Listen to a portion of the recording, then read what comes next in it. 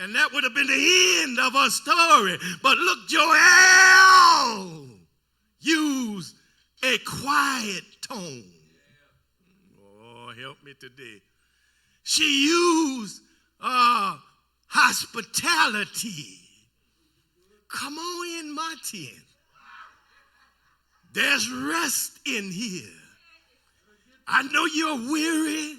I know you're tired. Come on inside. You don't have to fear. And guess what? He took her up on her offer. Yeah, he took her up on that offer. You see, sometimes the greatest spiritual victories are won without noise.